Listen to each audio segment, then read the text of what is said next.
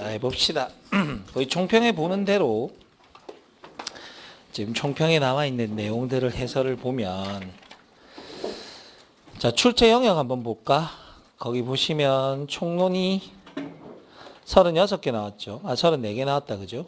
강론이 6개 나왔는데, 거기 보면 경찰행정법 파트가 16문제입니다. 그 중에 순수한 경찰행정법 문제가 8문제나 나왔기 때문에, 역시나 행정법에 대한 비중은 대단히 높은 상황이고, 강론도 가서 보시면 생활안전경찰 3문제 나오고 나니까 수사경찰 안 나왔죠. 외사경찰도 안 나왔고 안보경찰도 안 나왔다고요. 그래서 최대 강론이 6개나 7개 정도 나오는데, 이런 식으로 한쪽으로 편중돼 버리면 안 나오는 부분이 생길 수도 있습니다. 그런데 우리는 확인은 다 해야 되죠. 그 다음에 거기 출제 내용도 분석적으로 보시면 이론 문제가 있고 조문 문제가 많이 나왔고, 올해 시험은 판례 문제가 상대적으로 좀 적었고요. 박스형 문제도 생각보다는 적게 나왔는데, 왜 문제가 아까 우리 기본 수업할 때도 이야기했지만 풀 때는 그렇게 어렵게 느껴지지 않은 이유는 지문이 길지 않고 내용 자체가 어려운 단어를 안 써서 그래요. 근데 막상 뜯어서 내용으로 들어가 보면 표현도 다르고 안 보던 지문들도 몇 개 있었기 때문에 상당히 난해한 지문이 많습니다. 난해한 내용도 많고 문제가 조금 유치하게 보이는 문제들도 있었기 때문에 참수에 문제가 생겼을 수도 있어요. 근데 그래서 이제 수험 방향 자체를 어떻게 잡으셔야 되냐면 80점을 목표로 해서 보는 건데, 암기만 가지고는 안 됩니다. 옛날에는 암기해서 2문자만 때려 맞추면 풀리는 문제들이 꽤나 많았지만, 지금은 그런 형태의 문제들이 갈수록 줄어들고 있기 때문에 전체적에 대한 이해를 하시고 여러분들 보셔야 됩니다. 그래서 1번부터 봅시다. 자, 국가경찰과 자치경찰 나온다, 그죠? 내가 국가경찰은 덩치가 크고 자치경찰은 덩치가 작다 그랬죠. 그러면 조직 운영상의 개혁이 용이한 것은 자치경찰에 관한 이야기다, 그죠? 그러니까 1번이 맞는 이야기잖아요.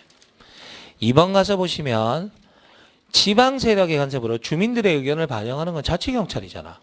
그러니까 지방 세력이 너무 많이 간섭해서 정실, 친한 사람들끼리만 해결할 우려가 있는 것은 자치경찰에 대한 단점을 말하는 것이고, 다른 행정부문과의 긴밀한 협조 조정이 어렵다는 것도 자치경찰이죠. 그 다음에 4번에 보시면 국가경찰은 신속한 업무 수행인데 민주성이 보장된다라는 것은 자치경찰이죠. 자치경찰. 그래서 이거는 오늘 아침에 우리 풀었던 아침 모의고사랑 거의 유사한 문제다, 그지? 어렵지 않은 문제였어요.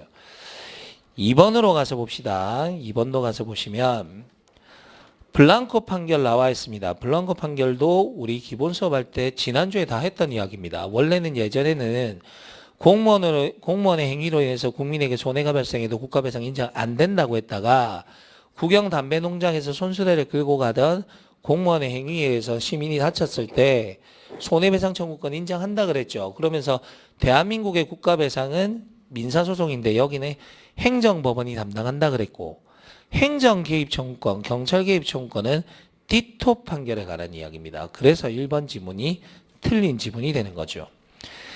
이번에 미란다 판결은 변호인 선임권, 진술 거부권 피의자에게 고지해야 되는데 고지 안 하면 위법이라는 이야기고, 에스코베도 판결은 변호인 간의 적경교통권을 침해해서 자백을 얻어도 증거 능력 인정 안 된다라는 거.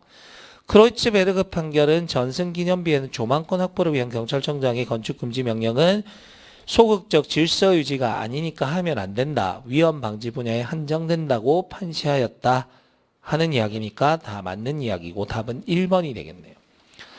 3번 가봅시다. 경찰의 기본 이념에 관한 이야기. 헌법상 공무원의 신분 보장되죠. 그 대신에 뭐는 하지 마라 그랬냐면 정치와 관련된 행위는 하지 말라 그랬죠. 그게 바로 1번에 나와 있는 이야기니까 헌법 제7조에 의한 규정으로 맞는 이야기가 됩니다. 국가공무원법은 정치운동금지, 경찰공무원법은 정치관여금지라고 이야기를 했는데, 당연히 특정 정당이나 특정인의 선거운동을 하거나 선거 관련 대책회의에 참여하면 누가 봐도 이건 정치 관련 행위가 맞죠. 그러니까 2번 틀렸잖아요. 3번, 내가 인권에 관한 이야기는 최근의 법률들은 모두 다 인권을 보호하겠다는 규정이 들어있다라고 이야기를 했습니다. 그래서 국자법에도 모든 개인이 가지는 불가침의 기본적 인권을 보호해라 라는 이야기가 들어있고, 경직법에도 똑같은 표현, 모든 개인이 가지는 불가침의 기본적 인권을 보호해라는 이야기가 들어있기 때문에 3번 지문은 맞는 이야기고, 4번 경찰관 직무집행법의 경찰관의 직권은 직무 수행에 필요한 최소한도에서 행사돼야 되고 남용되어서는 안 된다. 우리 조리의 파생 원칙인 비례 원칙이 경직법 1조 2항에 들어있다라고 이야기했죠. 성문화 경영입니다. 그래서 필요 최소한도에서 행사돼야 된다. 비례 원칙을 규정한 거니까 4번 맞는 지문이 되겠네요. 4번 갑시다. 경찰의 관할에 관한 설명으로 가장 적절한 것은 그랬습니다. 국회의장은 필요하면 국회 운영위원회의 동의를 얻어서 국가경찰의 파견을 요구할 수 있죠. 이때 국회 경위는 회의장 건물 안이고 국회 경찰 공무원은 회의장 건물 밖이겠죠. 그죠? 거기까지만 했는데 1번 지문은 방청인의 신체를 검사, 혹시나 무기라든가 흉기 같은 거 들어올지도 모르니까 왜 그 금속 탐지기 같은 걸로 앞에서 다 하잖아요. 그거 이야기하는 겁니다.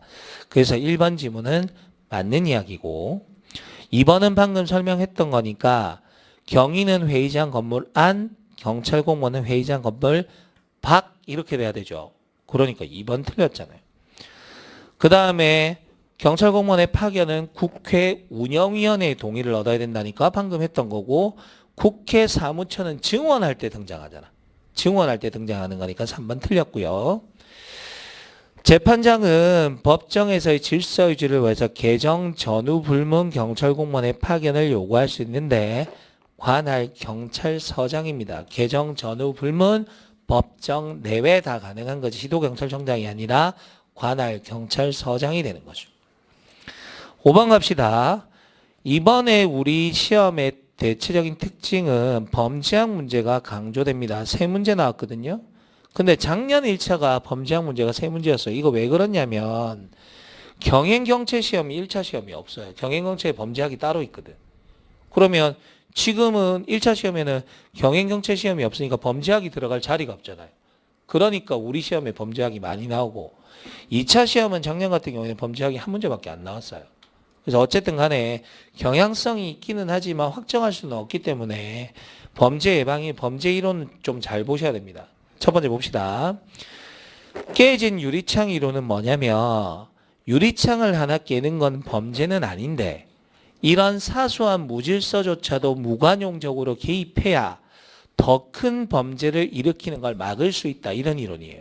그럼 이 이론의 가장 큰 단점은 범죄에 이르지 않은 무질서도 다 처벌해버리니까 전과자가 너무 많이 생겨. 그게 바로 낙인 효과잖아.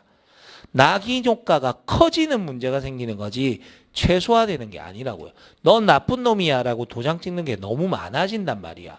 그래서 1번 지문은 틀린 지문입니다. 최소화한다는 게 틀린 지문이고, 2번 갑시다. 일상활동 이론은 그 사람들이 생활하는 일상활동을 쭉 검색해 보니까 범죄가 일어나는 이유가 이런 거야 라고 미시적으로 관찰하는 거야. 예를 들어서 옛날 같으면 밤 12시 이후에는 통행금지 때문에 사람들이 안 다니니까 야간에 범죄가 안 일어나죠. 근데 지금은 사람들의 생활 패턴을 분석해 보니까 야간에 활동이 많단 말이야. 그러니까 범죄가 많이 일어난다. 이게 바로 일상활동이론이야. 그래서 우리가 두 문자로 정리하는 것들이 있었는데 범죄 유발의 사유소 쉴리가 주장하는 것은 동기회사 이렇게 갔었고, 일상활동이론에서 나타나는 것은 범호피, 잠재적 범죄자 그리고 잠재적 피해자, 보호자의 부재였고요. 잠재적 범죄자가 실제 범죄자가 되도록 하는 게 비바 모델인데, 비바 모델은 4가지가 접시, 이치 이렇게 갔어요. 접근성, 가시성, 이동의 용이성, 대상의 가치니까 여기는 보호자의 부재가 들어올 게 아니라 접근성이 들어와야 되죠. 그래서 틀린 지문이 됩니다. 3번 가서 보시면 환경 설계를 통한 범죄 예방 전략이 나와 있는데, 제프리가 말하는 범죄 통제 모델 3가지가 있는데, 하나는 범죄 억제 모델이 있고, 이것도 용어를 잘 봐야 됩니다. 하나는 모델이 3가지인데 범죄를 억제한다는 모델이 있다고요. 그럼 이건 쉽게 말하면 뭐야? 범죄가 발생하지 않도록 하는 거죠. 두 번째는 뭐냐면 사회 복귀 모델이 있어요. 이건 뭘까? 범죄를 저지른 사람이 정상적인 사회인으로 돌아오도록 하는 프로그램들을 말하는 거고, 아예 범죄를 예방하는 모델, 범죄가 일어나지 않도록 미리미리 예방하는 모델, 이렇게 세 가지로 나뉜다고요. 그러면 우리가 배웠던 CPTD는 범죄가 일어나지 않도록 우리가 살아가는 환경을 잘 구성하면 범죄가 안 일어날 거야. 그럼 뭐에 들어간 거야? 범죄 예방에 들어가겠죠. 아예 아파트에 울타리도 만들고 차단기도 설치해서 아무나 접근 못하게 하고 CCTV 달고 이런 것들은 전부 다 범죄 예방과 관련된 거란 말이야. 그래서 거기 보면 환경 설계를 통한 범죄 예방 기법은 범죄 예방 모델에 들어갑니다. 범죄 억제 모델은 형벌과 관련된 거예요. 강하게 처벌을 해서 다시는 범죄를 못 저지르도록 억제하는 걸 말하는 거죠. 그 다음 상황적 범죄 예방 이론은 범죄가 일어날 상황을 미연에 방지하는 걸 말해. 대표적인 게 뭐냐면 범죄 패턴 이론입니다. 범죄가 일어날 가능성이 많은 지역에다가 경찰력을 미리 많이 투입해버리면 범죄가 일어날 상황 자체가 미리 막아지겠죠. 다만 범죄 패턴 이론에 보면 범죄가 발생할 가능성이 많은 지역에 경찰력을 많이 투입하면 범죄가 줄어드는 효과도 물론 있겠지만 경찰력이 옅어진 지역으로 옮겨가서 범죄를 저지른 전이 효과, 풍선 효과가 생겨난다라고 이야기를 했었잖아. 그래서 전체 범죄는 감소하지 않는다는 비판이 제기된다. 4번이 맞는 이야기겠네. 그 다음 6번 가서 봅시다. 자, 위험의 인식에 관한 이야기가 나오는데 우리 위험의 인식은 세 가지가 있죠. 외관적 위험은 누가 봐도 위험한 상황. 따라서 경찰관 개인에게는 민형사상 책임 묻지는 않는데 국가의 손실보상 책임이 발생할 여지는 있다. 위험 혐의, 폭발물이 설치됐다라는 신고를 받게 되면 혹시나 모르니까 사려 깊은 판단을 해서 범인 잡는 게 우선이 아니고 폭발물이 있는지 없는지 살펴봐야 된다. 외관적 위험과 위험 혐의 두 가지는 누가 봐도 위험한 상황이니까 사려 깊은 판단이라는 말이 들어간다 그랬고, 오상 위험은 아무도 위험하다고 생각하지 않는데 혼자 잘못 생각한 거니까 사려 깊은 판단이란 말도 안 들어가고 경찰이 개입해도 되는 위험이 아니죠, 이건. 그래서 우리가 경찰상 위험이 아니다라고 표현을 하고, 경찰관 개인에게는 민형사상 책임, 국가는 손해배상 책임이 발생할 가능성도 있다, 이렇게 이야기했잖아. 그럼 사례를 봅시다. 꿈꿨네. 그리고 은은한 클래식 음악은 누가 봐도 위험한 상황이 아니죠. 그럼 벌써 끝났잖아요. 오상위험입니다. 오상위험. 그러면 1번 지문에 가서 보시면 의무에 합당한 사려 깊은 판단, 이 말은 절대 오상위험과는 엮이지 않는다 그랬죠. 그렇죠. 1번 지문은 아니고 위험 발생의 가능성은 있으나 위험의 존재 여부를 확인하기 위해서 들어갔다. 위험 혐의에 관한 이야기니까 1번 지문은 당연히 상관없는 이야기다. 그죠? 2번 지문 봅시다. 외관적 위험 아니죠. 이거 지금 오상 위험입니다. 외관적 위험은 거기 주관적 추정을 포함하는 거 맞죠? 내가 오상 위험이건 외관적 위험이건 위험 혐의건 생각을 한 건 맞기 때문에 주관적 추정은 포함이 된다. 그러나 오상 위험은 객관성이 없기 때문에 잘못된 거다라고 이야기를 했고, 2번은 지금 외관적 위험에 관한 이야기니까 사례와 맞지 않습니다. 3번 위험의 외관이나 혐의가 정당화되지 않았음에도 불구하고 잘못된 주관적 판단에 잘못 추정한 거니까 이거 오상위험 맞잖아요. 이거죠. 그래서 민형사상 책임이 발생할 수 있고 국가는 손해배상 책임이 발생할 수도 있다.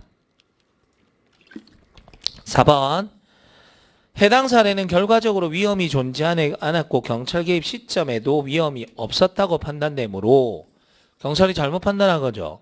위법한 개입이니까 국가의 손해배상과 관련된 거지 손실보상은 외관적 위험일 때 생기는 거죠. 적법한 개입일 때. 그러니까 틀린 게 되겠죠. 7번 가봅시다. 7번에 가보시면 자, 브란티맨과 파우스트의 범죄 예방 이론이 나오는데 첫 번째가 뭐냐면 1차적 범죄 예방이 있어요. 1차적 범죄 예방은 일반인들이 범죄를 저지르지 못하도록 하는 거. 요게 1차적 범죄 예방이야. 그러면 일반인들은 어떤 경우에 범죄를 안 저지르냐면 CCTV만 달려있어도 범죄 안 저지릅니다. CCTV만 달려있어도 범죄를 저지르는데 상당히 부담스럽거든. 그게 1차적 범죄 예방이야. 2차적 범죄 예방은 쉽게 말하면 이런 거죠. 학생들이 어디 골목길에서 몰려다니면서 담배 피고 막 그러는 거야. 걔네들 혹시 사고 칠 가능성이 있죠.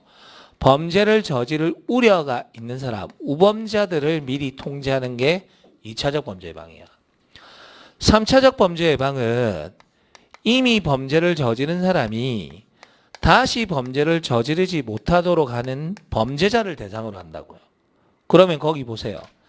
상습범은 이미 범죄를 저지른 사람이죠. 이 사람이 재범을 하지 못하도록 막는 것은 3차적 범죄 예방이니까 대상자가 누가 되냐면 범죄자가 되겠죠. 범죄자가. 됐지? 잠재적 범죄자는 아직 범죄를 저지른 사람이 아닌데 잠재적 범죄자를 다른 표현으로 하면 뭘까요? 범죄를 저지를 우려가 있는 사람이니까 우범자 대상이잖아요. 됐지? 그 다음 물리적 사회적 환경 중에 범죄 기회를 제공하는 원인 또는 조건을 찾아서 개입한 아예 물리적 사회적 환경을 범죄가 일어나지 않도록 미리 막는 건 뭐겠어요? 일반 대중을 대상으로 하는 거겠죠. CCTV 달고 이런 것들. 그 다음에 지역사회 교정 프로그램도 뭐야? 아까 우리 오늘 기본 수업 시간에 했지만 우리 다이버전 했었죠. 다이버전이 뭡니까? 무조건 형사법 체계에 갖다 넣어서 처리하는 게 아니고 선도조건부, 선도조건부로 기소유예하는 것들 이런 것들이 지금 지역사회 교정 프로그램이잖아. 범죄자를 대상으로 하는 거죠. 그 다음에 CCTV 비상벨 설치는 계속 이야기했지만 일반 대중을 대상으로 하는 거니까 바르게 연결된 건 기억 1번밖에 없죠. 1번밖에. 됐죠? 그래서 그런 것들 정리해야 됩니다. 8번 갑시다. 사이크스와 마자의 중화기술이 중화라는 말은 묽게 만든다 그 말이에요. 지가 잘못했는데 여러 가지 변명이나 구실 등을 내세워서 자신의 잘못을 묽게 만드는 걸 말하는 겁니다. 그런데 사회구조원인론은 사회구조가 잘못됐기 때문에 범죄가 일어난다는 이야기고 지금 이건 뭐야? 개인이 범죄를 저질러 놓고 변명하면서 자신의 범죄를 정당화시키는 거죠. 이거는 구조의 문제가 아니고 사회 구성원들에게 문제가 있는 거예요. 그래서 이건 사회학습이론입니다. 사회구조원인론은 예를 들어서 문화갈등이론이라든가 문화전파이론이라든가 사회해체론이라든가 하위문화이론 같은 거 사회구조의 문제를 찾는 거고 여기는 사회에서 커나가면서 변명하니까 용서해 주더라고 학습된 이론을 말하는 거예요. 그래서 1번은 벌써 틀렸죠. 사회구조원인론이 아니라 사회학습이론, 사회구조원인론이 아니고 사회과정원인론입니다. 사회를 살아가는 과정에서 범죄를 배우게 된다라는 거니까 거기가 틀린 지문이 되겠죠. 뒤에 있는 내용은 맞습니다. 규범이나 합법적 규범이나 가치관을 중화시킨다. 변명을 대서 묽게 만드는 걸 말하죠. 그 다음 우리가 체계자비충 이렇게 가거든. 중화기술 이론은.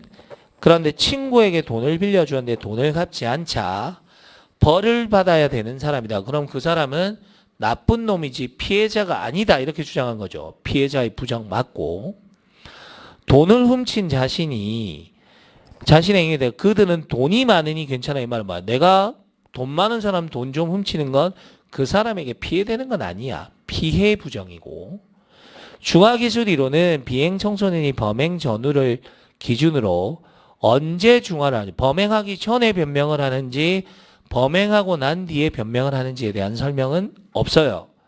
설령 비행행위 이전에 중화를 한다고 주장하여도 하기 전에 스스로를 정당화시키는 여러 가지 변명을 댄 거야. 그러고 나서 실제로 범죄로 나가는 애들도 있지만 거기서 멈추는 애들도 있을 수 있죠. 그거에 대한 설명은 없다고요. 그래서 이후 범행으로 나가는 청소년과 그렇지 않은 청소년 간에 개인적 차이를 설명하지는 못한다 그 말이죠. 9번 봅시다. 그 8번은 어려운 문제가 맞습니다. 8번은 어려운 문제가 맞아요. 9번도 역시나 좀 어려운 문제가 맞아요. 이건 어렵다기보다는 우리가 기존에 중요하게 다루는 핀트를 약간 벗어난 문제예요. 첫 번째 봅시다. 지역사회 경찰활동은 됐죠? 뭐 하는 걸 말하는 거냐면 전통적 경찰활동은 범죄 진압이 목적이고 지역사회 경찰활동은 문제나 무질서를 해결해주기 위한 예방에 초점을 맞추고 있는 게 지역사회 경찰활동이야. 사전적 예방과 지역사회 문제 동그라미 하세요. 내가 지역사회 경찰활동이 나오면 문제나 무질서라는 말이 등장해야 된다라고 이야기했거든. 그러면 1번 지문은 맞는 이야기죠. 2번 이웃지향적 경찰활동은 이웃을 위한 경찰활동을 하라는 이야기인데 왜 범죄가 많이 발생하냐면 옛날에는 주민들 스스로 방범대를 조직해서 순찰도 하고 했단 말이야. 근데 지금은 경제적으로 어려우니까 먹고 살기가 힘들어서 퇴근하고 그런 일 할 여유가 없다고요. 그래서 시민들 스스로의 통제는 힘들죠. 비공식적 사회통제 약화, 경제적 부귀, 먹고 살기도 힘든데 뭘 옆 사람들까지 도와주냐.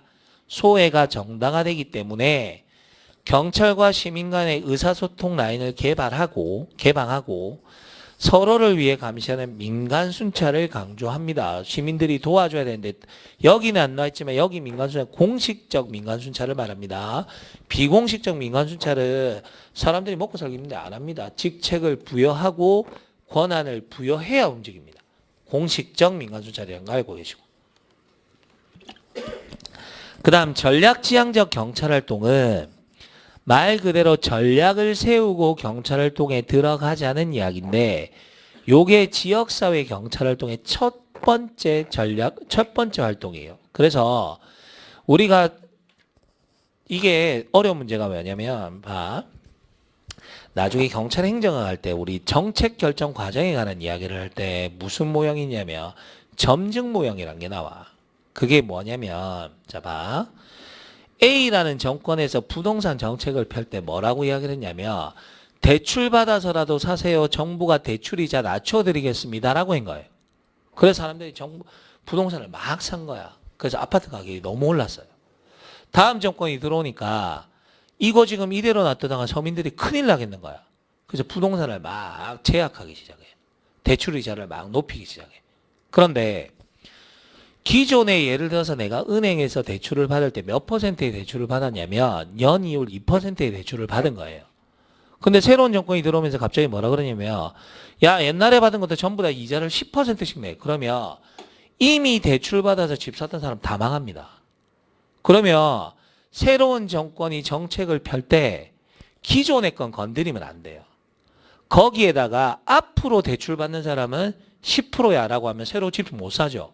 그렇게 부동산을 통제하는 거예요. 지금 무슨 말이냐면 점증 모형이라는 이 모형은 기존의 정책을 완전히 파기하고 새로운 정책을 하는 게 아니에요. 그런 건 있을 수가 없어요. 그러면 기존의 정책에 따랐던 사람들이 다 망하거든. 그래서 국가의 정책은 항상 기존의 정책을 조금 더 수정, 보완, 발전시키는 게 목적이야.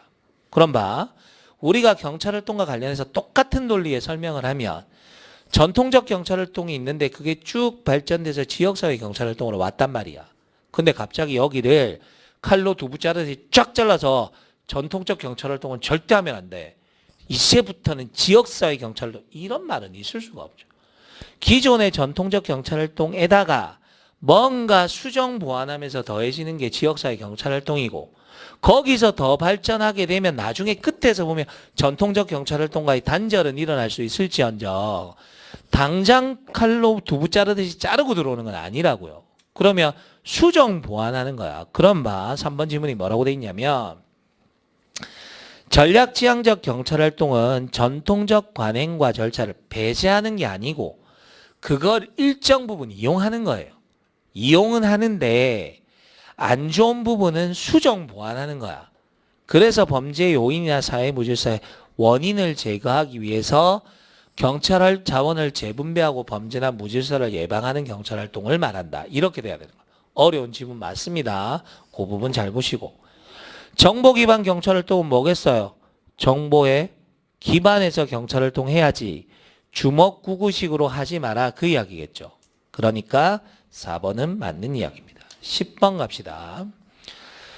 자, 순자 요것도 내용 자체는 어려운 게 아닌데 시험 지문에서 정답을 찾기는 쉽지 않은 문제였어요. 왜냐하면 다른 데 특이한 데를 틀어서 나왔거든.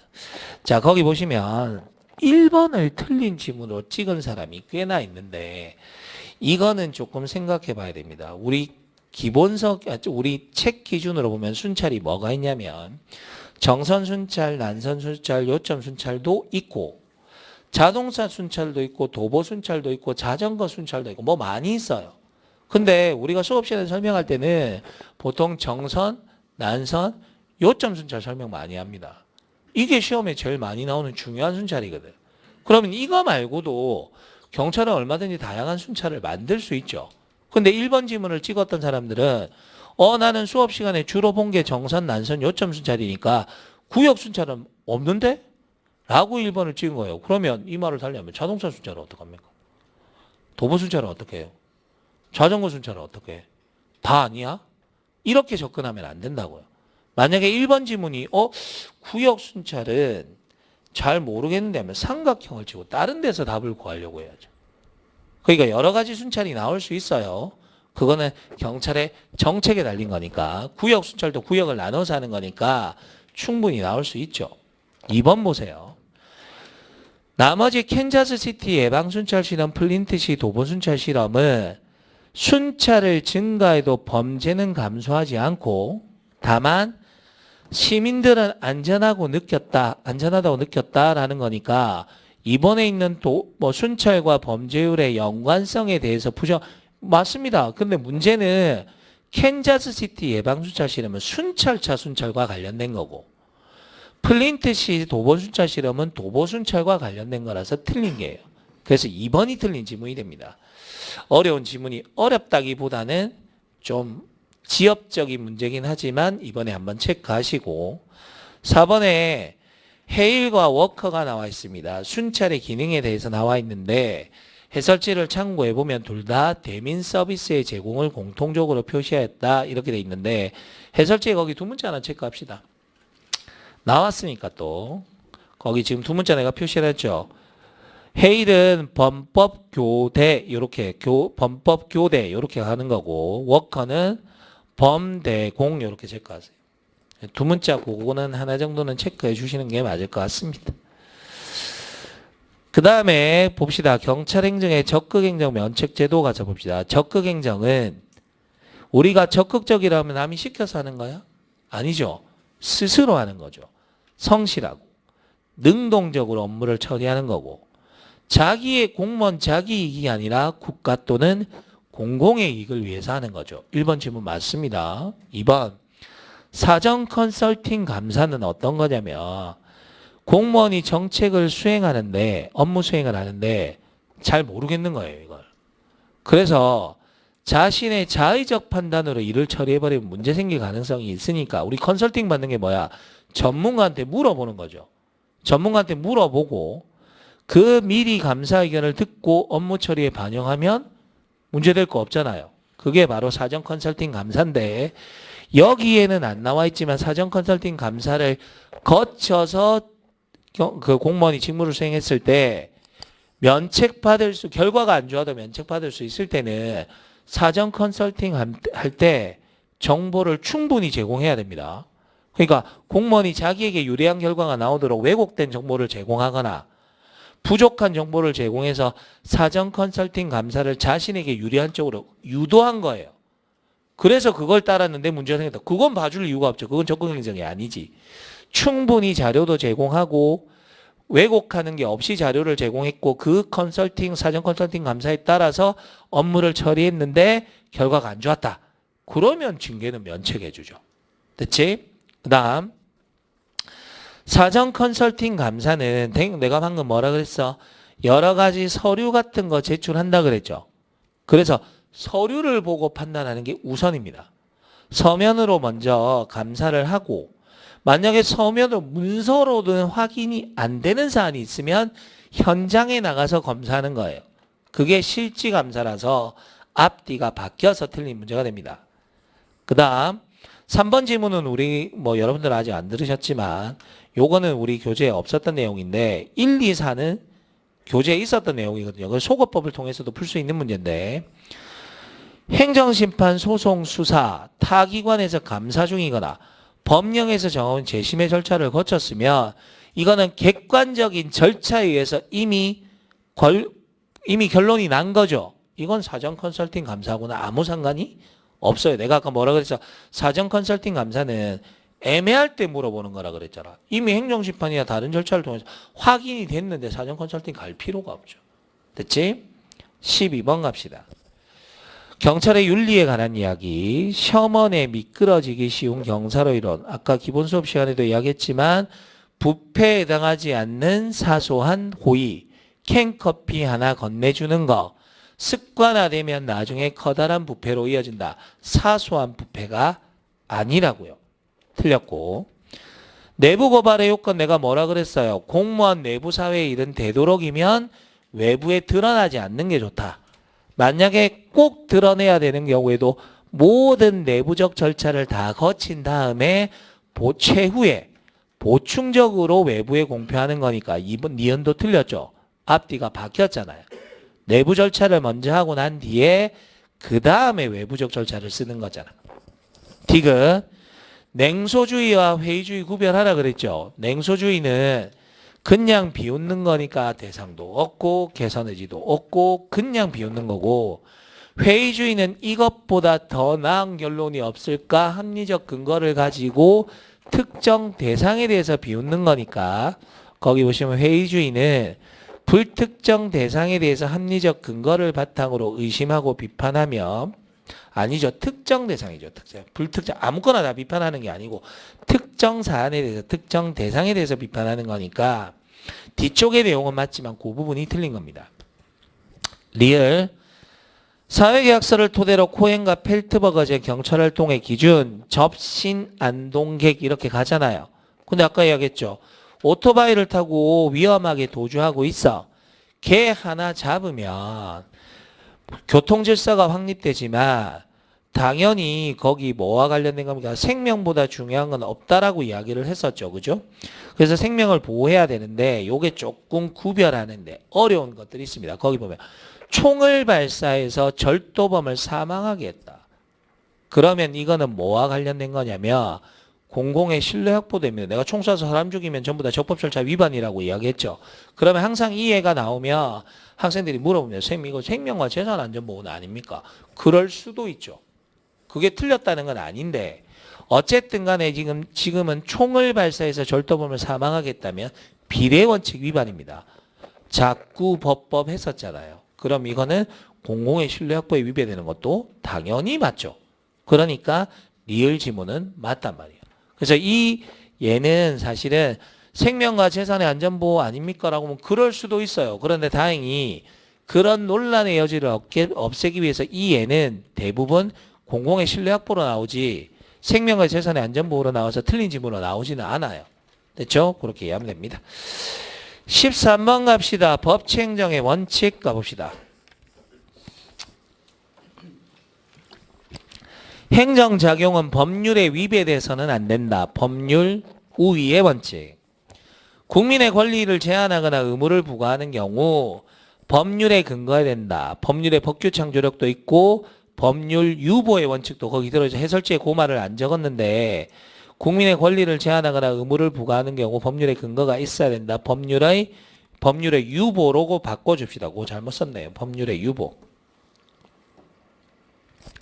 법률의 유보로 바꿔주시고 법률의 근거가 있어야 된다는 거니까. 그 다음에 법률 유보의 원칙에서 요구되는 법의 근거가 있어라는 이야기인데 조직법적 근거는 당연히 있어야 돼요. 권력적 작용이건 비권력적 작용이건 경찰이 할 수 있는 직무 범위 안에서 해야 되는 거니까 조직법적 근거는 논리의 여지가 없어요. 무조건 해야 되는 거고 무조건 있어야 되는 거고, 작용법적 근거가 차이가 나잖아. 권력적 작용은 무기 사용 같은 거니까 반드시 작용법적 근거에 따라서 해야 되는 거고, 서비스는 늦은 밤 기간은 여성분을 도보로 데려다 줄지 차량으로 데려다 줄지 상관없잖아요.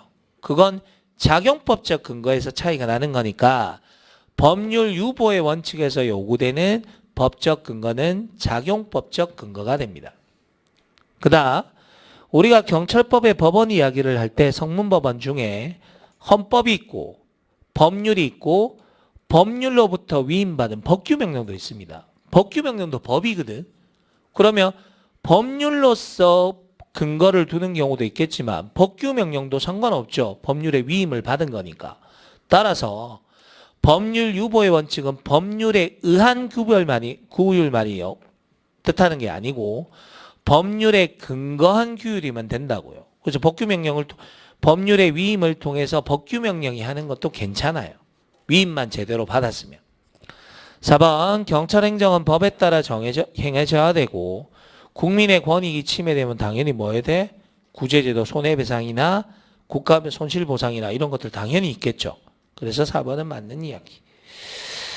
14번 가봅시다. 행정입법에 대한 설명으로 가장 적절하지 않은 것은 이렇게 돼 있죠. 자, 첫 번째 보시면 이거는 이제 순수 행정법 문제가 맞죠. 거기 보시면 행정입법, 자 국무총리령 나올 수 있죠. 행안부령, 법무부령 나오죠. 그런 것들 소관 사무에 대해서 법률이나 대통령의 위임 또는 직권으로 총리령이나 부령을 발할 수 있다. 맞는 이야기죠. 그 다음 니은에 가서 2번에 가서 보시면 자 봐. 도로교통법 시행규칙입니다. 부령의 형식으로 정해져 있죠. 그러면 이거는 내가 뭘 설명했던 거냐면 봐. 법규명령 형식의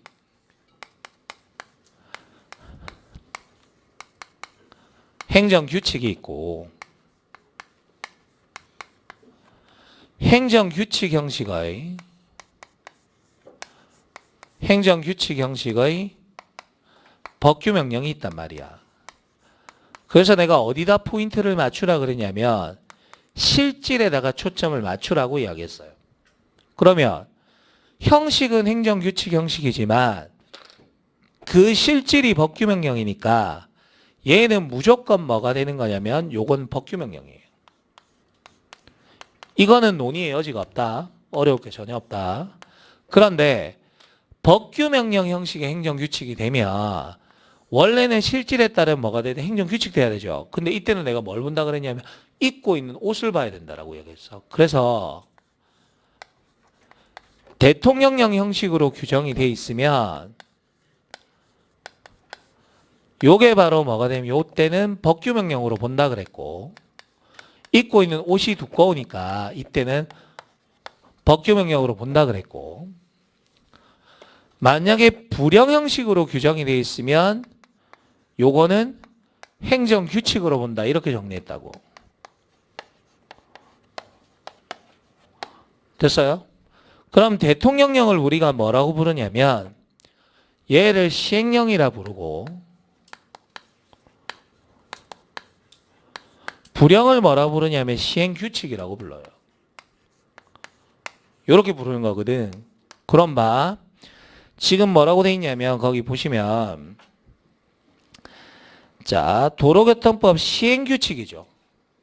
근데 시행규칙과 시행령을 구별 못했다고 하더라도 뒤쪽에 봐. 운전면허 행정처분의 기준 부령의 형식으로 돼 있다라고 이야기했죠. 그럼 부령의 형식이 어디 있냐면 지금 여기 있잖아. 여기에. 부령의 형식으로 되어 있잖아. 행정청 내부의 사무처리 준칙을 규정한 것에 지나지 아니하므로 이 말은 뭐야? 행정규칙이다 그 말이잖아요. 행정청 내부의 사무처리 규칙이니까. 그럼 이건 법이 아닌 거지. 법이 아니기 때문에 국민이나 법원을 기속하는 효력은 없다. 맞잖아요. 그러면. 됐지? 자, 법규명령의 위임의 근거가 되는 법률에 대해서 위헌 결정이 선고되더라도 그 위임 규정의 위임 규정에 근거하여 제정된 법규명령이 효력을 유지하니?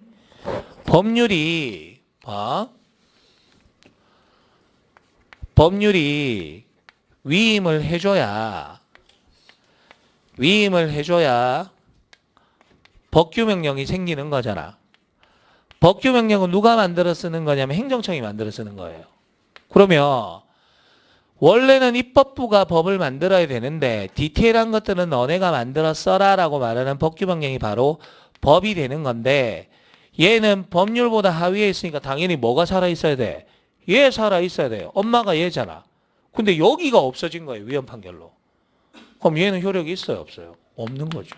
당연한 얘기. 그래서 법규명령도 소멸한다 이렇게 되는 거죠. 그 다음에 원래는 법규명령 같은 경우는 20일이 지나야 효력을 발생하는데 권리 의무와 관련이 있으면 30일이 지나야 효력이 발생하는 거니까 4번은 맞는 이야기. 15번은 뭐 아주 간단합니다. 15번 시도자치경찰위원회는 위원장 1명을 포함해서 7명의 위원장과 1명이 상임이고 여기는 5명이 비상임 맞잖아요. 위원장은 위원 중에 시도지사가 임명하고 상임위원은 시도자치경찰의 의결을 거쳐 위원 중에 위원회 제청으로 시도지사가 임명하는 거고 임기 3년짜리 5개 중에 하나 맞죠? 3년이고 보궐위원회 임기는 전임자의 남은 기간인데 국가경찰위원회는 없지만 여기는 남은 임기가 1년 미만이면 한 차례 연임 가능하죠. 그래서 남은 임기가 6개월이면 3년 6개월 가능하다 그랬잖아. 됐지? 그 다음에 제2요구는 7일 이내에 재의결해야 돼. 여기 되게 특이한 의결 정족서 나온다 그랬죠. 제적 과반수의 출석위원 3분의 2 이상의 찬성이니까 4번은 틀리고 이건 뭐 쉬운 문제고요. 그 다음에 16번에 국자법 봅시다. 1번 경찰공무원은 상관의 지휘감독을 받아 직무를 수행하고 직무 수행 안 하죠. 뭐 당연한 거고요. 국가는 지방자치단체가 이관받은 업무를 원활히 수행할 수 있도록 당연히 재정적 지원을 해야 된다는 것도 맞는 이야기고 그 다음에 내가 아까 이의제기나 이의신청은 해도 되고 안 해도 되는 임의적 절차라고 이야기했죠. 그러면 정당성에 대한 이견이 있으면 이의를 제기할 수 있다 이렇게 돼야 되니까 어렵지 않죠. 그 다음에 국가 지방자치단체는 국민의 생명, 신체, 재산을 보호하고 공공의 안녕과 질서를 유지해 필요한 시책을 수립 시행해야 된다. 뭐 다 맞는 이야기입니다. 17번 가서 봅시다. 17번. 자, 17번은 내가 맨 마지막에 말이야.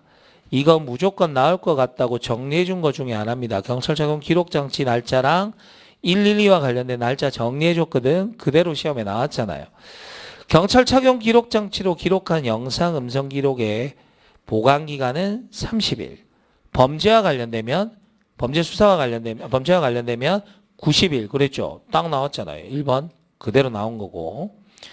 2번 경찰 착용 기록 장치가 내가 뭐라 그랬죠? 바디캠 같은 거라 그랬죠. 그러면 영상이나 음성 같은 거 데이터베이스로 관리하는 정보관리 기록 체계가 갖춰져야 되고 그 다음 사용하는 경찰관을 대상으로 당연히 교육을 실시해야 된다는 이야기는 맞고요. 경찰 착용 기록 장치로 기록을 만진 영상, 음성 기록은 바로 와서 전송이나 저장해야 되는 거죠. 그래서 거기 보면 두 군데가 틀린 겁니다. 10일 이내가 아니고 지체 없이고 전송 저장할 수 있으면이 아니고 전송 저장하도록 하여야 하며 됐죠? 할 수 있으며가 아니에요. 영상 음성 기록은 임의로 편집하면 안 되겠죠 당연히. 그래서 4번이 틀린 게 됩니다. 18번 경직법상 손실보상 적법한 직무집행 정당한 보상이니까 1번 맞는 이야기. 2번 거짓 부정한 방법으로 갔으면 무조건 환수하는 거고요. 손실보상금이 지급되면 반기별로 국가경찰위원회에 보고 국가경찰위원회는 수시로 자료 제출 요구할 수 있다. 그 다음 손실보상심의위원회는 부교수죠. 그러니까 틀린 게 되는 거죠. 그 다음 손보소 이렇게 가는 거 있잖아요. 그러니까 여기는 부교수가 되는 거. 19번 갑시다. 질서위반행위 규제법. 자, 행정청의 과태료 처분이나 법원의 과태료 재판이 확정. 이것도 이야기를 했었는데 보세요. 자, 봐. 질서위반 행위가 있고 질서위반 행위가 있고 과태료 부과 처분이 떨어진단 말이야. 처분이나 재판이 떨어지는 거고. 그리고 나서 이제 집행에 들어간단 말이지. 요렇게 절차가 이루어져 있다고요. 내가 예를 들어서 담배꽁초를 버렸어요. 과속을 했어. 그럼 질서위반 행위 한 거죠. 그러면 나한테 딱지 날라오는 게 처분. 딱지 날라오면 몇 월 며칠까지 돈 내세요 하는 거죠. 그게 집행. 요렇게 생각하면 돼. 그런데 여기서 여기까지 기간은 얼마가 되냐면 5년이고요. 여기서 여기까지 기간도 얼마가 되냐면 5년이에요. 5년 안에 처분 떨어져야 되고 5년 안에 집행이 이루어져야 된다고. 그런데 행정법은 내가 무조건 국민한테 유리한 거 간다 그랬죠. 그럼 만약에 여기에서 법 개정이 일어났어요. 법 개정이 일어나서 더 이상 이 행위는 잘못된 행위가 아니야. 질서 위반 행위가 아니게 되거나 과태료가 줄어들었어요. 법이 바뀌어서. 그러면 바뀐 법이 국민한테 유리한 거죠. 그러면 여기는 뭘 적용하는 거냐면 변경된 법률을 적용하는 거예요. 만약에 내가 행위를 할 때는 과태료가 5만 원이었는데 아직 처분 떨어지기 전에 법이 바뀌어 3만 원으로 줄어버린 거예요. 그럼 3만 원 받는 거예요. 그런데 처분이 확정되거나 재판이 확정되고 난 뒤에 법 개정이 일어났단 말이야. 이때는 이미 금액은 정해진 거기 때문에 과태료가 줄어드는 건 의미 없어요. 그대로 내야 돼. 그런데 더 이상 질서 위반 행위가 아니다. 이렇게 돼버리면 사람들의 법 간정이 이 행위가 잘못된 게 아니다라고 바뀐 거죠. 그러면 요거 집행을 면제하는 거죠. 면제. 요렇게 가는 거야. 그래서 거기 보세요. 다시 시물로 보면 행정청의 과태료 처분이나 법원의 과태료 재판이 확정된 후, 그러니까 요 뒤쪽 말하는 겁니다. 뒤쪽. 확정된 후에 법률이 변경되어 그 행위가 질서 위반 행위가 아니게 되면 면제한다. 이렇게 나와야 되죠. 감경하는 게 아니고. 그 다음 자신의 행위가 위법하지 아니한 것으로 오인하고서 행한 질서 위반 행위는 됐죠? 그 오인에 정당한 이유가 있는 때에 한하여 과태료를 감경한다. 이렇게 돼 있잖아요. 맞습니까? 와, 해설지를 내가 잘못 적었네. 해설지를 잘못 적었네. 자신의 행위가 위법하지 아니한 것으로 오인하고 행한 질서 위반 행위는 그 오인에 정당한 이유가 있을 때 어떻게 하죠? 과태료를 부과하지 아니한다. 이렇게 돼야 되니까 틀린 지문이 되겠죠. 이제 해설지가 조문이 잘못 들어갔어요. 거기. 그 다음에 3번 가보세요.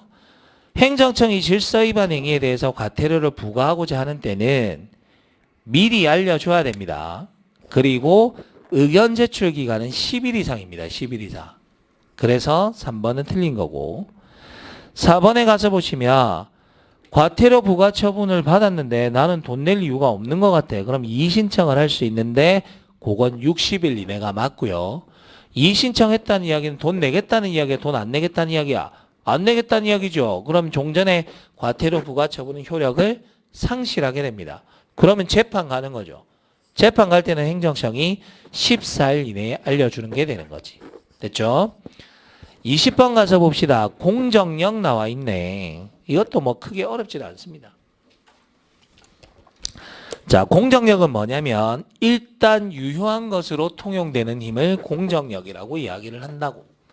그럼 봐. 행정청이 갑한테 처분을 내렸는데 이 처분에 하자가 있는 거야. 그러면 중대 명백한 하자가 있으면 우리는 뭐라고 부르냐면 무효라고 부르고 중대하지만 명백하지 않으면 취소라고 부르는 거예요. 됐지? 그러면 무효는 어떻게 되는 거냐면 행정청이 처분을 내린다고 지금 액션을 취하기는 했지만 애시당초 단 한 번도 유효인 적이 없었던 게 되는 거예요. 취소는 행정청의 처분이 떨어지면 일단 유효야. 일단 유효인데 이때 취소권을 행사하면 원래대로 돌아가가지고 처음부터 뭐와 똑같은 효력을 발휘게 되냐면 무효와 똑같은 효력을 발생하게 된다고. 그러면 취소권 행사하기 전까지는 유효인 부분이 생기잖아요. 여기는. 그러면 여기 유효라는 걸 기준으로 해서 새로운 법률 관계가 생겨날 수 있겠죠. 그러니까 무효는 애시당초에 유효인 부분이 없기 때문에 새로운 법률 관계가 안 만들어져. 그러니까 100년 지나도 소송 제기해도 상관없어요. 누구 권리도 침해 안 하니까. 근데 여기는 일단 유효라고 믿고서 새로운 법률 관계가 생겨날 수 있기 때문에 일정 기간이 지나고 나서 취소권 행사를 하게 되면 법적 안정성이 깨질 위험이 있어. 그래서 여기는 무효는 제소 기간이 없지만 취소는 제소 기간이 있는 거예요. 됐지? 그럼 봐. 공정력은 일단 유효라고 믿어지는 힘을 공정력이라고 하는 거야. 그러면 이 공정력은 적법성을 추정하는 게 아니에요. 지금 보다시피 하자가 있어서 즉 위법해서 무효와 취소 중에 취소는 위법하지만 공정력이 인정되는 거죠. 적법한 처분은 당연히 공정력이 인정되는 거고 따라서 공정력은 유효성 추정이지 적법성 추정이 아니라고. 적법 아니잖아요 지금. 그러니까 거기 1번 보세요. 처분은 권한이 있는 기관이 취소 또는 철회하거나 기관의 경과 등으로 소멸되기 전까지는 유효한 것으로 통용이 된다. 다만 무효인 처분은 처음부터 그 효력이 발생하지 아니한다. 방금 내가 설명한 거잖아요. 두 번째 봅시다. 연령 미달의 결격자인 피고인이 다른 사람의 이름으로 운전면허 시험에 응시해서 합격해서 교부받았어요. 그럼 봐. 이것도 역시나 마찬가지. 중대 명백설에 따를 때 명백의 기준은 내가 일반인 기준이라고 했거든. 그러면 행정청이 갑한테 운전면허를 줬는데 얘가 몇 살이냐면 17세예요. 18세와 17세가 명확하게 구별이 되나? 안 되잖아요. 만약에 이게 7세면 어떡해? 이거 명확하게 구별되죠. 그럼 무효사유였겠지. 그러면 면허가 나갈 일도 없지만 17세의 면허가 이렇게 나가는 거니까 요건 뭐가 되냐면 취소사유가 되는 거예요. 됐어? 그럼 취소사유는 뭐가 있다고? 공정력이 있으니까 취소되기 전까지는 얘 뭐지? 이 면허는 유효가 되는 거예요. 취소되기 전까지는. 취소되면 그때부터 무효고. 그러면 취소되기 전까지는 유효니까 그때 얘 운전한 건 아직까지 무면허는 아니게 되는 거죠.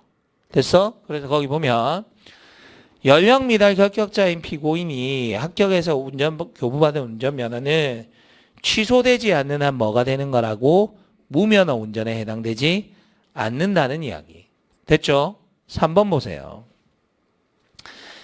행정소송, 형사소송, 민사소송 다 별개. 다 별개예요. 내가 손해배상 청구를 하는데 꼭 행정소송 제기할 필요 없습니다. 하면 좋겠지만 귀찮으면 안 해도 상관없어요.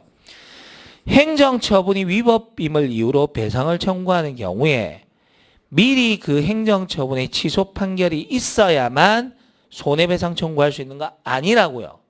됐죠? 그러니까 틀렸고 4번에 가서 보시면 과세처분이 당연무효라고 볼 수 없는 한 그럼 취소사유죠.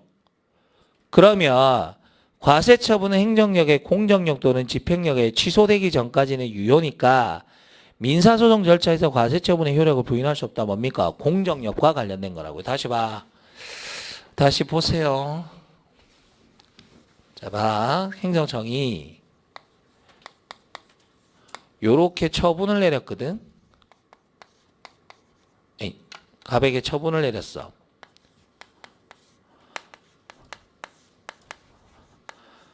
행정소송 갔다 오면 편하긴 한데 행정소송 안 가고 바로 민사법원에다가 손배 청구를 한 거예요. 국가배상 청구를 했단 말이야. 그러면 국가배상 청구가 받아들여지려면 위법한데 손해가 발생해야 되거든. 그러면 민사법원 입장에서는 이 처분에 대해서 다뤄봐야 돼. 그러면 뭐는 검토할 수 있냐면 위법 여부는 당연히 검토할 수 있어요. 왜냐면 민사법원 판사들도 법률 전문가이기 때문에 요거 검토하는 건 상관없어요.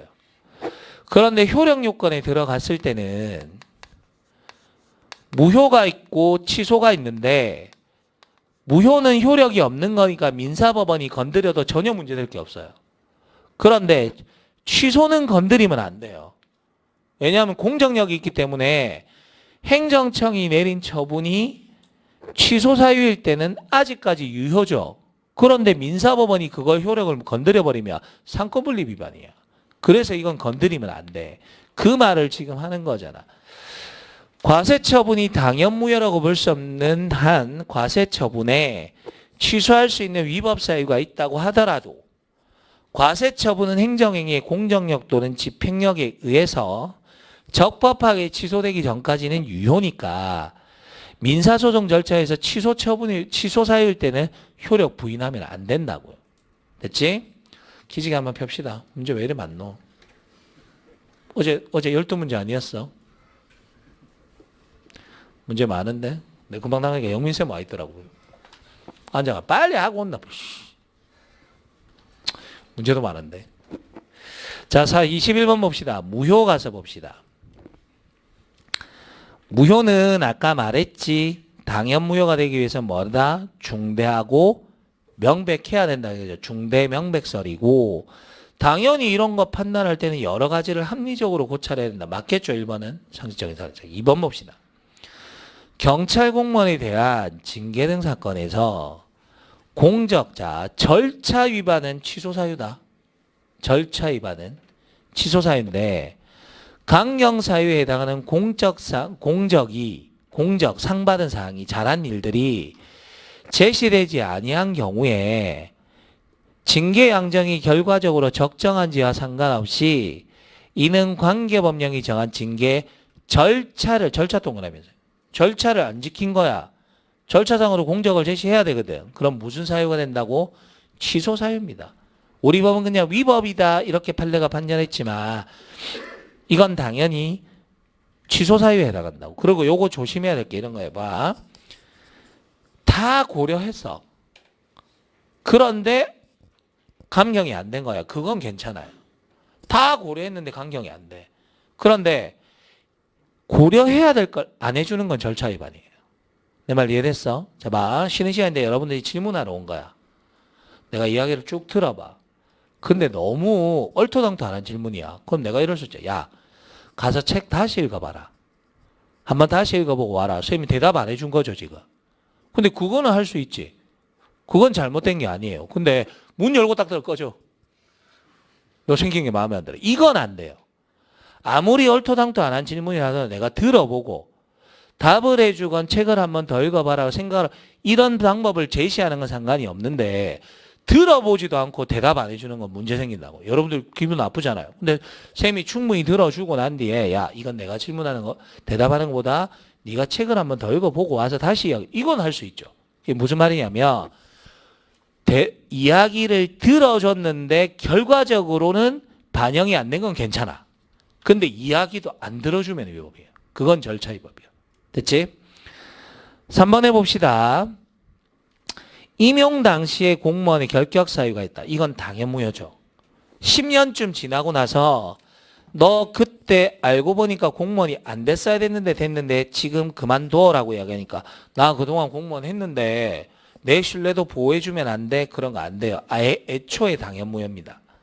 그 다음 적법한 건축물에 대한 철거 명령은 내가 이거 하자의 승계 이야기할 때 선행 처분이 무효면 후행 처분에 100% 승계가 되니까 논의의 필요도 없다 그랬어요. 선행 처분의 하자가 취소일 때만 동일성 판단하는 거지. 이건 지금 적법한 건축물에 대한 철거 명령은 당연 무효야. 그러면 후행 처분인 대집행 계고 처분은 100% 승계가 되니까 자동으로 당연 무효가 되는 거죠. 그래서 4번은 맞는 이야기가 됩니다. 22번 갑시다. 행정상 강제, 직접 강제는 뭐야? 이것저것 다 해보고 방법이 없을 때 행정청이 직접 들어가서 하는 거니까 최후수단입니다. 최후수단. 1번 지문 맞는 이야기고, 강제징수는 뭐지? 세금 내세요 이야기를 했는데 세금 안 내는 거야. 그럼 뭐 갖다 붙여버리는 겁니까? 빨간 딱지 갖다 붙여버리는 게 강제징수가 되는 거고, 즉시강제는 의무 불이행을 기다릴 시간적 여유가 없으니까 바로 행정청이 강제력을 행사하는 걸 말하는 거죠. 4번 이행강제금은 무슨 이야기야? 애기 주사 마치세요 그랬는데 주사를 안 마치는 거야. 주사를 마칠 때까지 계속 벌금 때리는 거예요. 반복 부과할 수 있죠. 언제까지? 주사 마칠 때까지 반복 부과할 수 있고, 설사 날짜를 어겼다고 하더라도 의무를 이행해버리면 그때부터는 뭐는 안 돼? 이행강제금은 부과할 수가 없다. 됐죠? 23번에 갑시다. 개인정보보호법 나옵니다. 개인정보보호 원칙인데 이건 조금 쉽게 나오기는 했어요. 1번은 상식적인 선에서 읽어보시면 되고, 2번에 가서 3번은 우리 시험 대비할 때도 여러 차례 나왔던 문제입니다. 익명 또는 가명으로 처리하는데 익명 처리가 가능하면 익명하고, 익명으로 목적이 달성하는 게 불가능하면 가명 처리면, 익명이 뭡니까? 이름을 가리는 거고, 이름을 가리는 것만으로는 개인정보가 드러날 가능성이 있어. 그러면 가명 다른 이름 쓰는 거예요. 됐지? 익명이 먼저, 가명이 나중, 이렇게 되는 거죠. 4번 개인정보 4번도 상식적인 선에서 읽어보시면 되고, 2번 보세요. 개인정보 처리자는 개인정보 처리 목적에 필요한 범위에서 개인정보의 완전성, 완전한 정보 맞죠? 확정성이 왜 나와요? 정확성이죠, 정확성. 그 다음에 신속성이 아니고 최신성입니다. 우리 중대범죄자 머그샷 찍는 거 있거든요. 신상정보 공개하는 거. 며칠 이내 사진이어야 되면 30일이네요. 30일 이내. 우리 여러분들은 어디에다 시험 원서 제출할 때 증명사진 붙이죠. 그 원칙적으로 며칠 이내지? 몇 개월 이내 딱 정해져 있죠. 아씨, 그거 안 정해져 있으면 어릴 때 사진 붙이지. 초딩 때 이런 거. 그거 안 되잖아. 그거 딱 정해져 있죠. 기간이 물론 지키냐 안 지키냐는 둘째 문제인데, 거기 보면 증명사진에 몇 개월 이내 사진, 며칠 이내 사진으로 하세요. 이 말이지. 그게 무슨 말이에요? 최신성이잖아요. 최신성. 이해됐지? 그런 것들 한번 구별하시고. 24번 갑시다. 행정절차법. 1번은 읽어보시면 되고요. 2번 같은 경우는 행정청의 관할이 분명하지 아니한 경우에는 해당 행정청을 공통으로 감독하는 상급 행정청이 관할을 결정해 주면 되겠죠. 그 다음 공통으로 감독하는 상급 행정청이 없는 경우에는 각 상급 행정청이 그 관할을 결정한다. 보세요. 이것도 뭐 어려운 이야기가 아니야. A라는 관청이 있고 B라는 관청이 있는데 누구 관할인지가 애매한 거야. 그런데 이 둘을 공통으로 관할하는 감독청이 있는 거예요. 그럼 이 감독청이 뭐라 하면 됩니까? 이 사안은 A 관할이야, B 관할이야 정해주면 되잖아요. 근데 만약에 A와 B가 있는데 감독청이 서로 달라요. 이렇게. 그러면 누가 결정하면 돼? 이 둘이 협의해서 결정하면 되잖아. 그 이야기는 어렵지 않습니다. 그 다음에 3번에 가서 보시면 송달 이제 서류 같은 걸 보내주는 걸 말하는데, 우편 당연히 되겠죠. 메일로 보내줘도 되잖아요. 미리 신청했을 때 메일로 보내. 또 뭐도 되지? 직접 갖다 줘도 되는 거 아니야? 그게 바로 교부입니다. 교부. 그래서 여기는 교부가 빠져 있죠. 뭐라고 돼 있어? 우편 또는 정보통신망을 이용한 방법을 하면 말 같지도 않은 소리야. 내가 만약에 서류 받으러 갔어. 교부잖아, 교부. 그거 안 된대. 집에 기다리래. 우편으로 보내주래. 나 지금 왔는데. 아니면 가가지고 직접 주세요. 안 된대. 메일 주소 부르래. 말도 안 되는 이야기죠. 교부는 당연히 되는 거죠. 됐지? 그래서 3번은 틀린 지문이 되는 거고, 4번 가서 봅시다. 처분을 할 때는 당연히 문서로 하는 거고, 당사자의 동의가 있거나 당사자가 전자문서로 미리 신청했으면 전자문서로 알려주면 되는 거라고요. 그럼 봐, 소송도 마찬가지인데 내가 소송을 제기할 때 소장을 문서로 보낸 거예요. 다 프린트해서 도장 찍어서 보냈잖아. 그러면 상대방도 답변서를 뭘로 보내야 되냐면 우편으로 보내줘야 돼요. 근데 만약에 내가 소송을 전자문서로 내가 소송을 건 거야. 그럼 상대도 전자문서로 대답하면 돼요. 전자소송하면 되는 거거든. 그러니까 요거는 당사자의 동의가 있거나 신청은 전자문서로 신청하면 전자문서로 해주면 되죠. 됐지? 25번 갑시다. 행정심판법상 재결이라고는 재결이 뭐야? 행정심판위원회의 결정. 됐지? 법원에서 내리는 결정은 뭐지? 판결. 이렇게 되는 거예요. 사정재결 뭐라고 했지? 공익적 사정을 고려해서 결정 내리는 거죠. 네 이야기 다 맞아. 다 맞는데 네 이야기를 들어주면 네 토지를 행정청이 지 맘대로 도로 건설한 거 인정. 그런데 도로 쓰지 말라고 그러면 예산 낭비가 너무 심하니까 공익적 사정을 고려해서 네가 진 걸로 하자. 라고 주문에 쓰는데 그러고 땅은 뺏어가?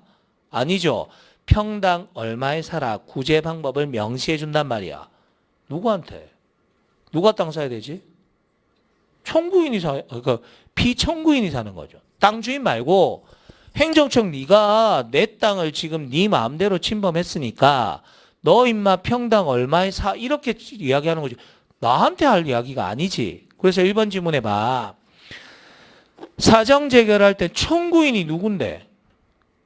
나잖아요. 땅 주인이 나지. 나한테 상당한 구제 방법을 취하거나 상당한 구제 방법을 취할 것을 청구인과 피청구인에게 명한다? 청구인에게 왜 명해요? 구제 방법은 누가 하는 건데요? 피청구인은 행정청이 구제 방법을 해야 되죠. 그러니까 틀린 지문이 되는 거네요. 거기도 지문이 밑에다가 피청구인이 들어와야 되는데 잘못 적었네. 해설. 다시 보세요. 행정심판위원회는 사정재결을 할 때 청구인의 해설지를 조금 고쳐주자. 청구인에 대하여 거기는 맞고 비청구인 X 지워버리고 청구인에 대하여 상당한 구제 방법을 취하거나 상당한 구제 방법을 취할 것을 피청구인에게 명할 수 있다. 이렇게 돼야 되겠죠. 그래서 밑에 보면 청구인 X를 밑에 들어가야 되겠네.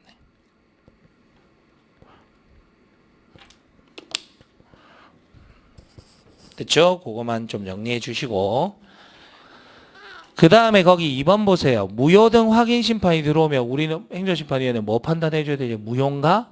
아닌가? 판단해 주면 되고 의무이행 심판이 들어오면 해줘야 되나? 안 해줘야 되나만 결정하면 되고 그 다음 행정심판위원회 사정재결은 기각이라고 이야기했죠. 기각하는 재결을 할 수 있다. 4번은 맞는 이야기가 되겠네요. 1번이 틀렸네. 26번 너무 쉽습니다. 요건 너무 쉽게 나왔고 행정소송의 종류 처분에 대해서 문제 삼는 건 행정청이 상위 포지션이니까 항고소송 자기의 이익과 관계없는 것은 객관소송이라고 이야기를 하는데 국가 또는 공공단체 기관이 잘못했다. 그러니까 빨리 고쳐줘라 라고 이야기를 하는 거죠.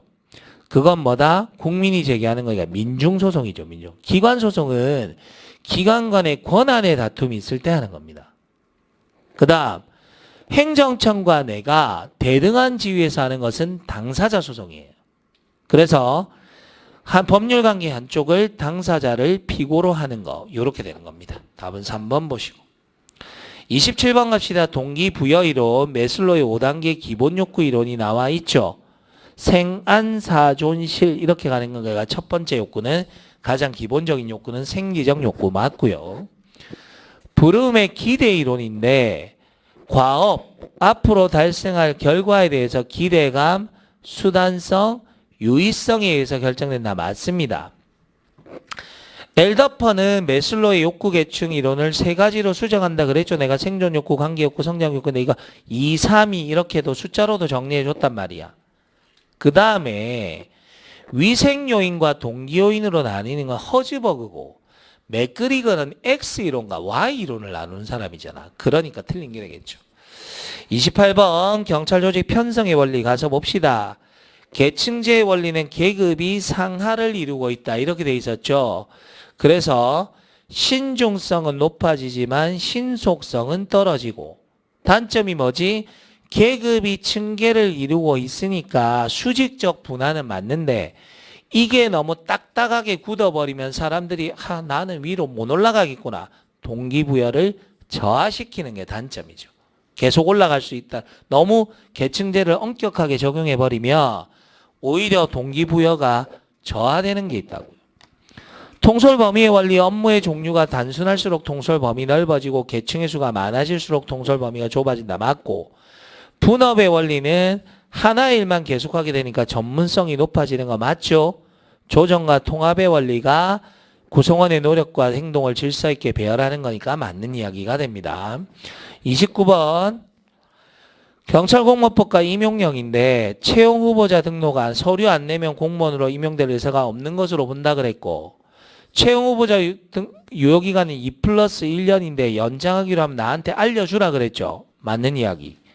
3번에 가서 보시면 아까 이야기했잖아. 컨닝하다 걸리면 의견 제출할 기회는 주는, 소명할 기회는 주는데 그 자리에서 정지하는 건 미리 알려줄 대상이 아니라고요. 그래서 정지가 빠져야 되죠. 거기 정지는 제외한다 이렇게 돼야 되니까 거기 틀린 게 되는 거고.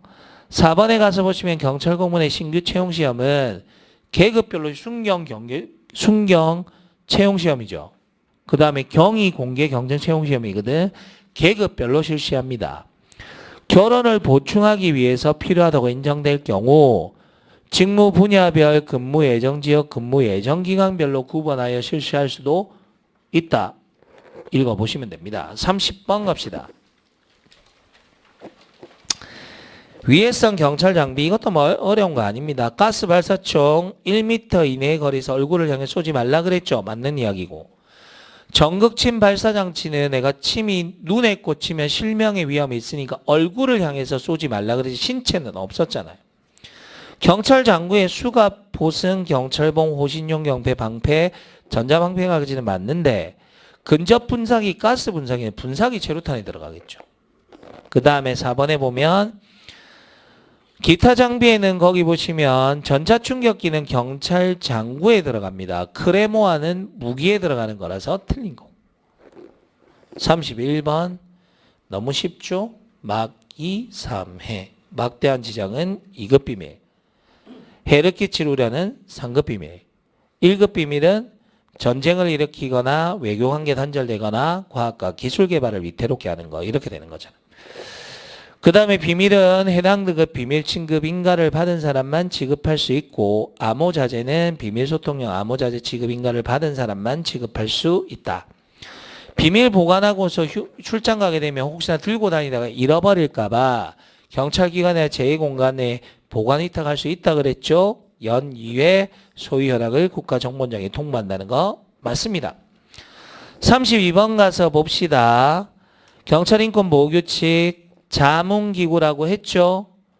위원, 당연직 위원은 내가 글자 수 맞추라고 했지. 경찰청 3글자, 감사관 3글자, 시도경찰청장은 제일 긴 거, 청문감사 인권 담당관, 임기 2년인데 위촉에는 2차례 연임이라고 맨날 이야기했잖아. 3번 틀린 게 되고 여비 지급한다는 건 보시고 33번도 시험 직전에 쪽집기 할 때 정리해 준 거죠.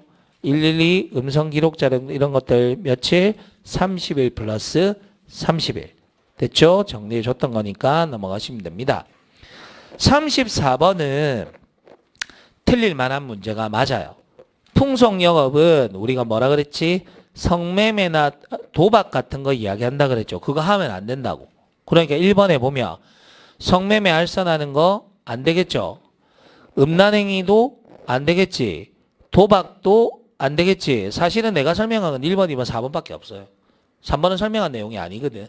그런데 3번에 보면 음란한 문서 도화, 도화는 그림 말하는 겁니다. 영화, 음반, 비디오물, 그 밖에 음란한 물건에 대해서 됐죠? 반포 판매 대여까지만 있고 제작은 여기 안 들어가요. 그래서 틀린 지문입니다. 좀 어려운 문제죠. 안 다루던 부분이니까. 35번 갑시다. 실종아동 봅시다. 사회복지전담공무 내가 아까 뭐라고 했죠? 공무원은 무조건 신고하여야 한다 그랬죠. 그러니까 1번 지문 맞는 이야기고.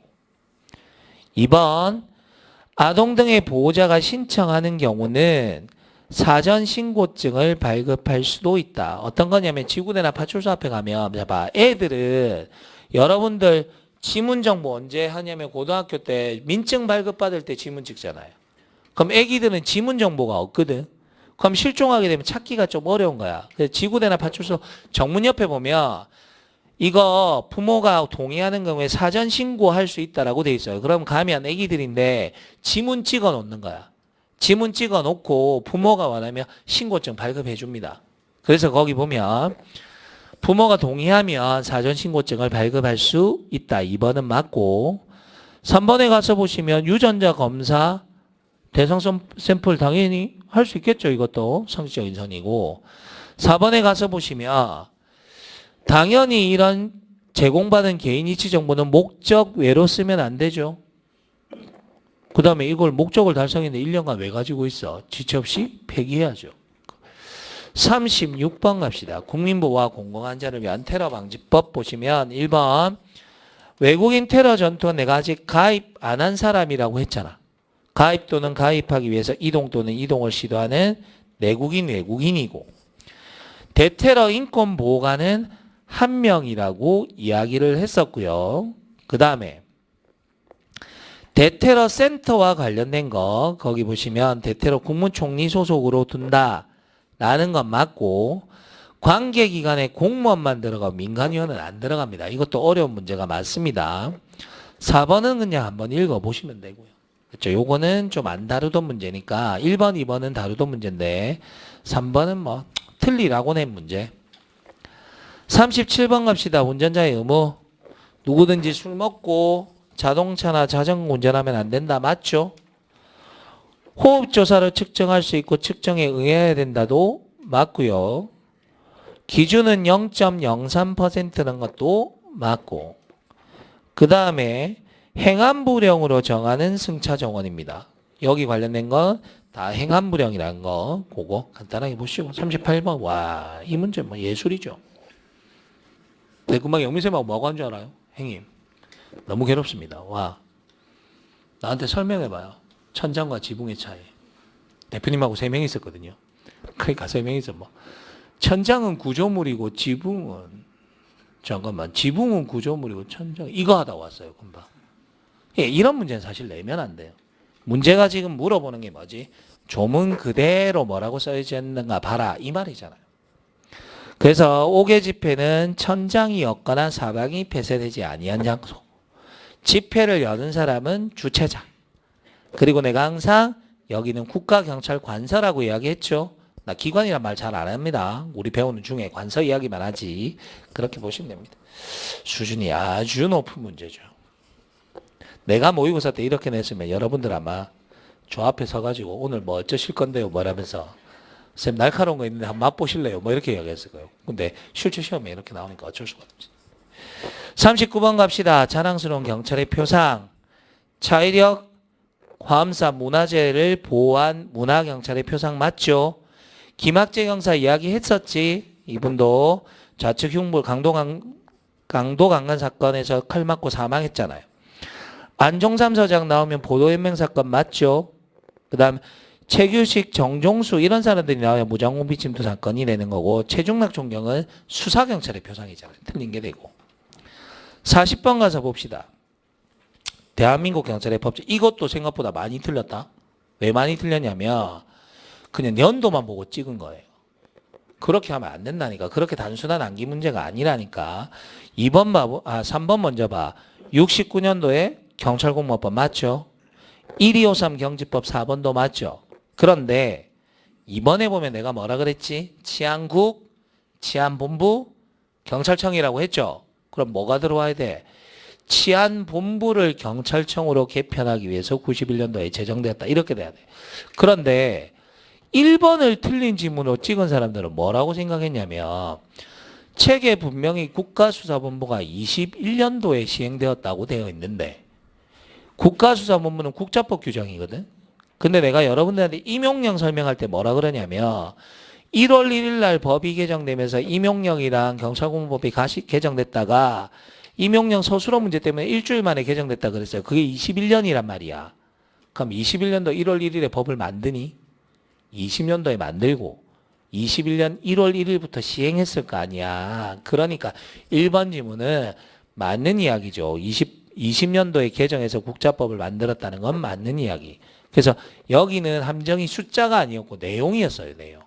됐지? 그런 것들 체크하시고 아까 해설지에 조금 오류가 있는 것들을 여러분들 체크하시면 됩니다. 카페나 이런 데는 수정해서 다시 올려줄 테니까 필요한 사람은 그거 받아서 보시고.